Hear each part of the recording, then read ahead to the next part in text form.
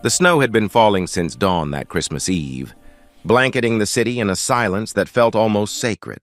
Thomas Bennett walked briskly down Madison Avenue, his daughter Lily secure in his arms, her small face pressed against his shoulder. At 4 years old, she was getting heavy for long carries, but she'd been fussy all morning, and he needed to get to the office for just an hour to sign some papers before the holiday shutdown. He was the CEO of Bennett Capital Management, a position he'd worked 15 years to achieve. The navy overcoat he wore was tailored, his shoes were polished, and his watch was the kind that whispered success rather than shouted it. To anyone passing by, he looked like a man who had it all figured out. They didn't see the exhaustion in his eyes. They didn't know that his wife Jennifer had passed away 18 months ago, or that he was still learning how to be both mother and father to Lily. They didn't see him lying awake at 3 in the morning, wondering if he was doing any of it right. The office visit had taken longer than expected. By the time Thomas and Lily emerged back onto the street, the afternoon light was already fading into that soft blue twilight that comes early in December. Lily was hungry and starting to whine, and Thomas realized with a sinking feeling that he'd forgotten to pack her snacks. "Daddy, I'm hungry," Lily said for the 3rd time, her voice taking on that edge that meant tears weren't far behind. "I know, sweetheart. We'll get you something right now." He looked around and spotted a small bakery across the street, its windows glowing warmly, decorated with strings of lights and garland. Golden Crust Bakery read the sign above the door. Through the window, he could see display cases filled with bread and pastries, and the place looked clean and inviting. Perfect. They'd grab something quick, then head home. The bell above the door chimed softly as Thomas pushed it open. Warmth enveloped them immediately, along with the heavenly scent of fresh bread and cinnamon. The bakery was beautiful in its holiday decoration, twinkle lights, draped along the crown molding, a small Christmas tree in the corner adorned with ornaments, shaped like croissants and baguettes, wreaths hanging on the walls. Neon signs reading Happy Holidays glowed in the windows. Behind the counter stood a woman arranging pastries in the display case. She was perhaps 30, with dark hair pulled back in a neat ponytail, and she wore a simple green apron over a cream-colored sweater. Her face had the kind of quiet beauty that came from within, though Thomas noticed the tiredness around her eyes, the slight slump of her shoulders. She looked up as they entered, and her expression shifted immediately into professional welcome. "Good evening. Welcome to Golden Crust. How can I help you?" Her voice was warm, but there was something fragile underneath it, like glass that had been cracked but was still holding its shape. Before Thomas could respond, a small figure emerged from behind the counter. A boy, maybe 6 or 7 years old, with sandy blonde hair and wearing clothes that had seen better days. A jacket that was slightly too small, pants that were worn at the knees, shoes that were scuffed and old. But his face was clean, his hair was combed, and his eyes were bright and curious. "Mama, are those customers?" the boy asked, looking at Thomas and Lily with interest. "Yes, Oliver." "Go ahead and work on your coloring in the back, sweetheart. I'll call you when we close up." But Oliver didn't move to the back. Instead, he moved closer to the display case and looked up at Thomas and Lily with the frank, assessing gaze that children have before they learn to hide their thoughts. Lily, suddenly shy, buried her face in Thomas's shoulder. "What can I get for you?" the woman asked. Her name tag read Rachel. Thomas shifted Lily in his arms. "What would you like, Lilybug? A cookie? A croissant?" Lily peeked out at the display case, her eyes widening at the array of treats. She pointed at a chocolate croissant. "That one, Daddy." "Great choice," Rachel said, reaching for the pastry with a piece of tissue paper. "Anything else?" "I'll take a coffee black and—" Thomas scanned the case. "One of those cinnamon rolls." As Rachel prepared his order, Oliver continued to watch them. There was something about the way the boy looked at Lily's winter coat, at her clean clothes and good shoes, that made Thomas uncomfortable. Not envious exactly, but wistful, hungry for something that went beyond food. Rachel worked efficiently, wrapping the pastries, pouring the coffee into a to-go cup. Thomas noticed how careful she was, how precise her movements were, as if even these simple actions required concentration. "That'll be $12.50, Rachel said, managing a smile. Thomas pulled out his wallet and handed her a 20. As Rachel made change, Oliver spoke up suddenly. "Excuse me, sir?" Thomas looked down at the boy. Yes? Oliver glanced at his mother, then back at Thomas. There was something in his young face that was far too old, a seriousness that children shouldn't have to carry. Are you going to throw away what you don't eat? Oliver! Rachel's voice was sharp with embarrassment. I'm so sorry, he doesn't mean... I just wondered, Oliver continued, his voice steady but small, because sometimes people don't finish everything. And if you don't want it, we could... Mama hasn't eaten today, and if there was expired bread or things you don't want, maybe... He trailed off, and the silence that followed felt enormous. Rachel's face had gone pale, then flushed deep red. Oliver, we don't ask customers for... Her voice cracked, and she stopped, pressing her lips together hard. Thomas stood very still, Lily warm and solid in his arms, and felt something shift inside his chest. He looked at Rachel, really looked at her, and saw what he'd missed before. The clothes that were clean but worn. The thinness of her frame that spoke of too many skipped meals. The way her hands trembled slightly as she held out his change. He looked at Oliver in his too small jacket, with his serious eyes and his brave, humiliating question, and he understood. Actually, Thomas said slowly, his mind racing, I just realized I ordered wrong. Lily can't eat all that chocolate croissant by herself. And I'm not actually hungry for the cinnamon roll? I must have been distracted. He set Lily down gently, keeping her hand in his. Would you mind if we just left these with you? It seems a shame to waste them. Rachel's eyes filled with tears. Sir, you don't have to... I know, Thomas said gently. But I'd like to, actually... He looked around the bakery at the cases still full of unsold goods, at the beautiful decorations that must have taken time and care to arrange. It's Christmas Eve. What time do you close? In about an hour, Rachel said quietly. At 6. And what happens to everything that doesn't sell? Rachel looked down. I take it to a shelter when I can. Or we keep what we can use. Thomas made a decision. It was perhaps the easiest decision he'd made in months. I'd like to buy everything, he said. Rachel's head snapped up. What? Everything in the cases. Everything you have left. I'd like to purchase it all. Sir, that's probably $200 worth of... That's fine. Thomas pulled out his wallet again, this time removing his credit card. And I'd like to close the shop early, if that's all right with you. It's Christmas Eve. You should be home with your son. Rachel was crying now, silent tears running down her cheeks. I don't understand. Why would you... Because your son asked me a question, and it was the bravest thing I've seen in a long time. Because it's Christmas Eve, and no one should be hungry or alone. Because I can help, and that should be reason enough. He paused, then added more softly, and because my wife died last year, and I know what it's like to feel like you're drowning, to feel like you're failing, to skip meals so your child can eat.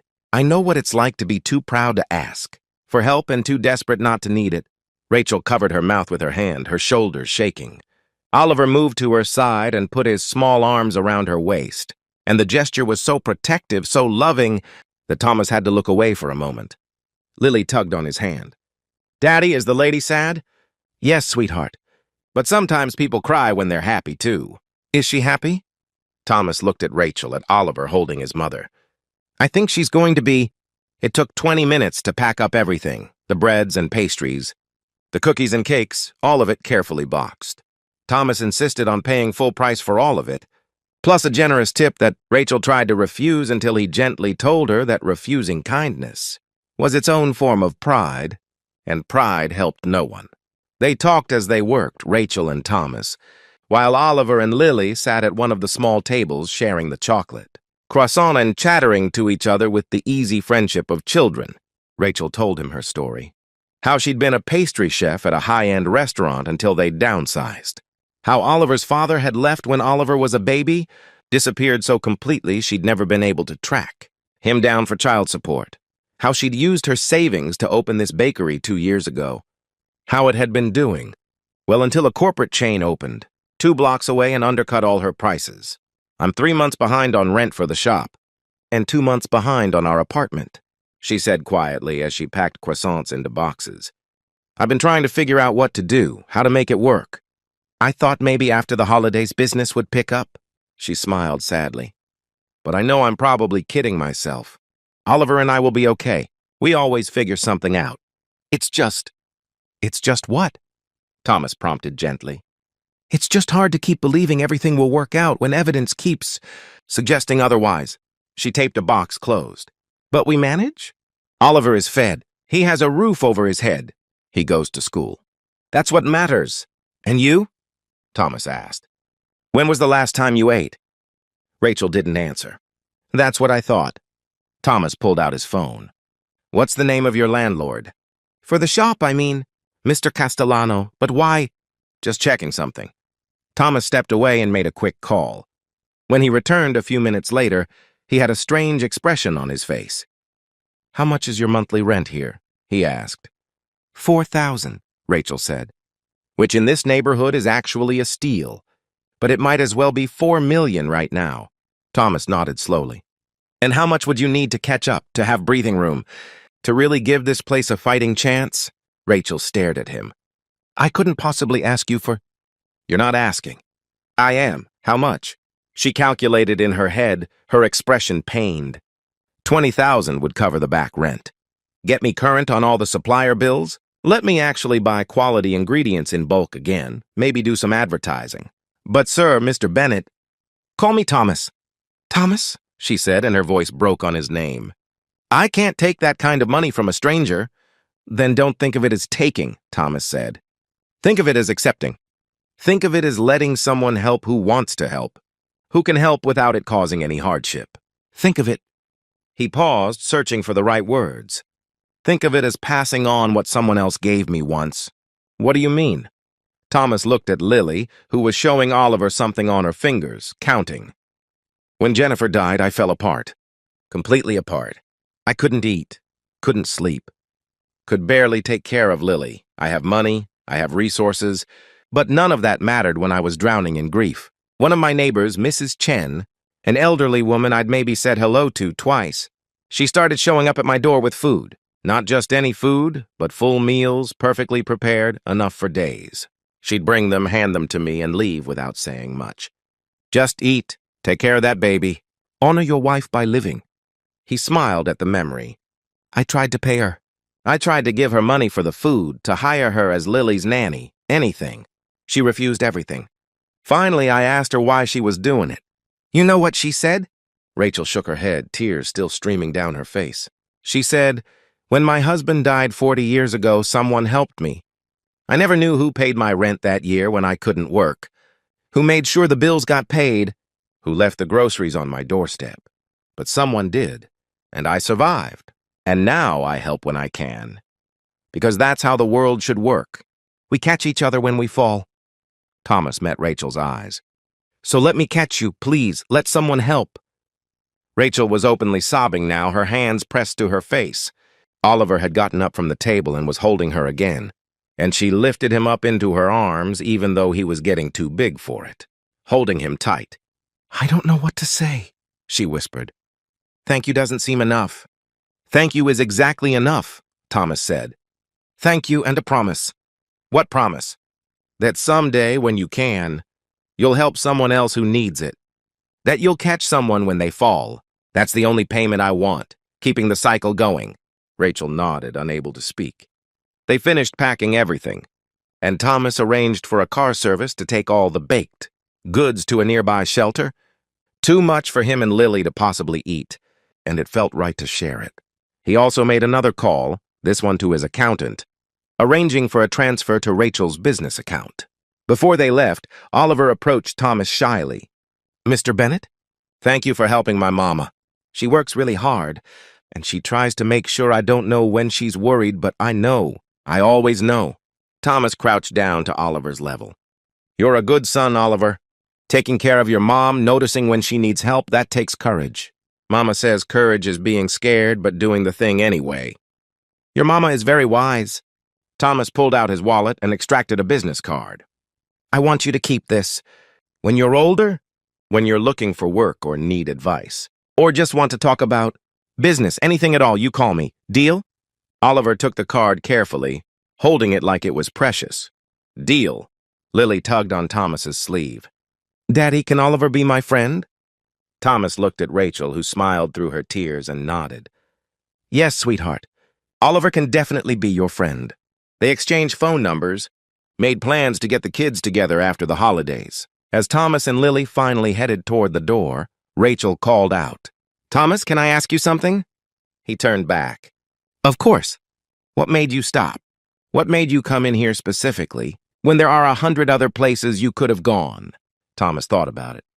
"Honestly, the lights, the way this place looked warm and safe and like someone cared about it. Like home," he smiled. "Sometimes the universe puts you exactly where you need to be. I needed to remember that the world still has good people in it, that there's still beauty and hope. You reminded me of that tonight, so maybe I should be thanking you." Outside, the snow was still falling, and the city was transformed into something magical. Thomas carried Lily on his shoulders now, and she laughed with delight, trying to catch snowflakes on her tongue. "Daddy, that lady was sad but then happy." "Yes, she was." "Did we do a good thing?" "We did a very good thing." "Is that what Christmas means? Doing good things?" Thomas thought about how to answer this question that was so simple and so profound. "Christmas means a lot of things, Lilybug. But yes, I think helping people, showing kindness, making someone's burden a little lighter, that's a big part of what it means." "Maybe the biggest part?" "Good," Lily said with satisfaction. "I liked Oliver. He was sad too, but he was brave. He was very brave." They walked home through the snowy streets, and Thomas felt lighter than he had in months. Not because he'd spent money, that was easy, but because Oliver had asked a question that could have been ignored, could have been brushed aside, and Thomas had chosen not to ignore it. He'd chosen to really see what was in front of him. Later that night, after Lily was asleep, Thomas sat by the window looking out at the city. His phone buzzed with a text from Rachel. "Oliver and I are home. We had dinner, real dinner with vegetables and everything. He's in bed with a full stomach and I'm sitting here crying again. Happy tears? I promise. You changed our lives tonight. You gave us hope. I promise I'll pay it forward. I promise I'll be the kind of person who helps others the way you helped us. Thank you. Merry Christmas." Thomas texted back, "Merry Christmas, Rachel. See you and Oliver in the new year. And remember, you already are that kind of person. You've raised a son who's brave enough to ask for help when he needs it, who's kind enough to worry about his mother. That's everything that matters." He set his phone down and looked at the picture of Jennifer on the mantel. She was smiling, holding newborn Lily, looking at the camera with those eyes that had always seen straight through to his soul. "I'm trying," he whispered to her image. "I'm trying to be the man you believed I was. I'm trying to raise Lily right. I'm trying to see people, really see them, the way you always did." The apartment was quiet except for the soft sound of Lily's breathing from her room. Thomas closed his eyes and thought about Oliver's question. "Mommy hasn't eaten. Can you share expired bread?" And how that's simple. Heartbreaking inquiry had opened a door to connection, to meaning, to the kind of moment that reminds you why we're all here. Not just to succeed or accumulate or achieve, but to see each other, to help each other, to catch each other when we fall. The snow continued to fall outside, blanketing the city in white, and Christmas Eve settled into Christmas Day. In the morning, there would be presents under the tree and pancakes for breakfast, and all the small joys of the holiday. But tonight, right now, what mattered was that somewhere across the city, a mother and son were warm and fed and hopeful, because someone had chosen to see them. And in seeing them, Thomas had found something he didn't know he'd lost. The certainty that there was still goodness in the world, still connection, still meaning in the simple act of opening your heart to another human being's struggle. The universe had put him in front of that bakery door for a reason. Oliver had been brave enough to ask for help, and Thomas had been wise enough to give it. That's how the world should work. That's how the world could work. One moment of kindness at a time. One door opened, one hand extended. One heart brave enough to ask, and another generous enough to answer. Merry Christmas to all who struggle. Merry Christmas to all who help. Merry Christmas to all who remember that we're in this together, that we need each other, that love and kindness aren't luxuries but necessities, as essential as bread, as precious as hope. Merry Christmas. And may we all find the courage to ask when we need help, and the wisdom to give it when we can.